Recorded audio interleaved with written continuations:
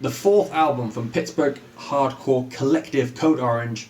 It is called Underneath. Of course, it is the follow-up to Forever, the album which Code Orange kind of broke the world. They were in trying to get my thoughts together. They were a unit that did very aggressive, very in-your-face hardcore, and that borderline on beatdown hardcore. And from that, they then brought in more industrial stuff and made it an industrial, metalcore, hardcore, whatever you want to call it, kind of album. And somehow, in that collective of music, they broke mainstream attention bigger than 90% of... I can't think of another hardcore album that ever hit the mainstream much in the same way as Forever.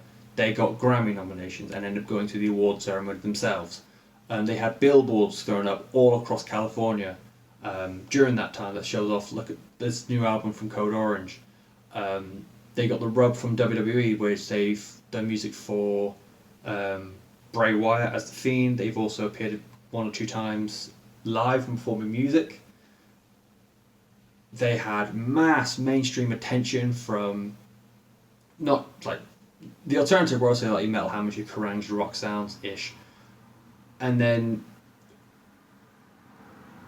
all your like the Radio One's sort of world were also getting in on this because they saw that this album was just breaking everything.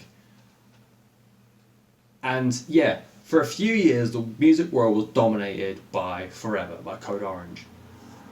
And inevitably you had to worry about what was going to come next because there's been a lot of albums that follow on from the big one that never quite measure up. A lot of people say about Unto the Locust, and as much as I do enjoy that album, it's never going to be quite the same as Blackening. People shit on 21st Century Breakdown. Again, I quite like it, but it's not quite American Idiot. And same way people feel about Insomniac as well after Dookie. It takes like a very special kind of band to really follow up the big one with another big one. I'm just trying to think. Metallica and Justice for All is a very, very popular album now, but I seem to think that I've read somewhere that when it initially came out, it was very looked down upon because it was such a difference from Master of Puppets, but I'm not 100% sure on that. It's been a while since I've probably got in the lore of Metallica, but I'm sure someone somewhere knows better than I do. Flicking the album on and you get into that mess of sound of Deeper Than Before that breaks into Swallowing the Rubber Hole, and all those like worries or fears about how they're going to follow up just completely go. And it ends up being like, it shows refinement, it shows evolutions to their industrial hardcore sound, and it is at that point where you realise that there is nothing to worry about when it comes to Code Orange, because apparently Code Orange are fucking immortal when it comes to this kind of sound, which I'm not going to say it's unique, because there's bound to be another band somewhere that I've never heard of that also does industrial hardcore. I think I've listened to industrial hardcore before, but no one has touched it the same way Code Orange have. Their like trip hop and like industrial lends itself so well. How they use it works so well with the hardcore they're also putting on top of it. That stop-start like songwriting that they do, it completely baffles me. And I don't know how they do it on a live setting. I've never got a chance to see them live, but they are creating a huge mystique about them as well. It's uncanny what they're doing, and it is just searingly brilliant, and it fucking really is. They better themselves at every single thing they've done that they got praised for on Forever. They better their versions of like a cutthroat brutality on, like, you listen to stuff like You and You Alone, back inside the glass in fear. They are visceral, they are intense, they are just brutally heavy. The gothic metal influences that they were touching on forever, they've bettered them. So basically, what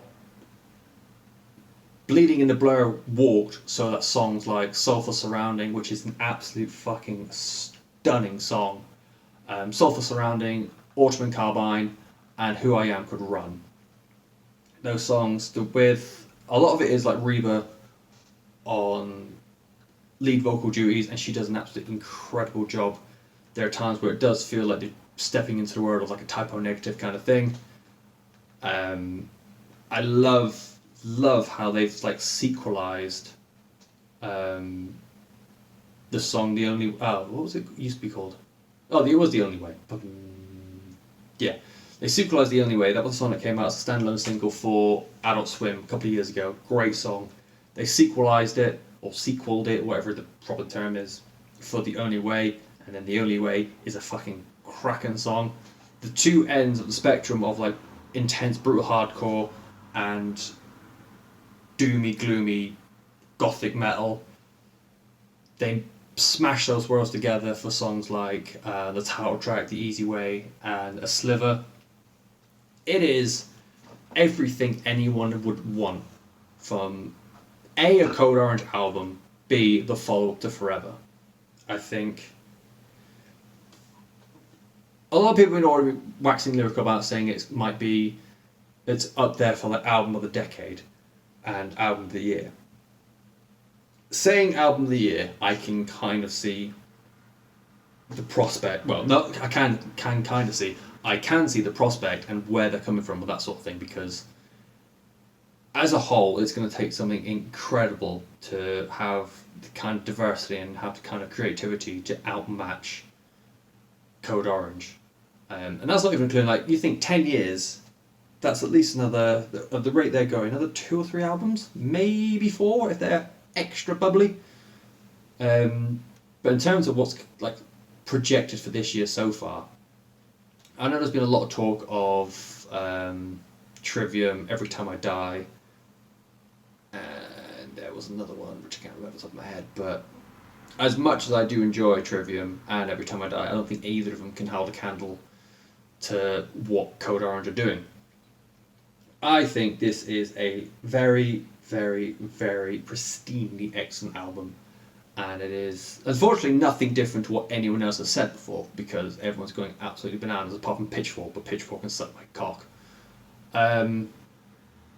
But yeah, I think if you haven't already heard of or at least listened to Code Orange, I think you're missing out on something truly brilliant. I don't think albums or bands like this happen very often. And when you've got talk of people saying like who's going to like lead the next generation of metal, what's going to happen when your Iron Maidens, your Judas Priests, your Metallicas finally sail off into the sunset, I think you're going to have bands like Code Orange take up that mantle and like carry on into the next generation, the next generation after that, the next generation after that. Very, very good things. Very, very good things indeed.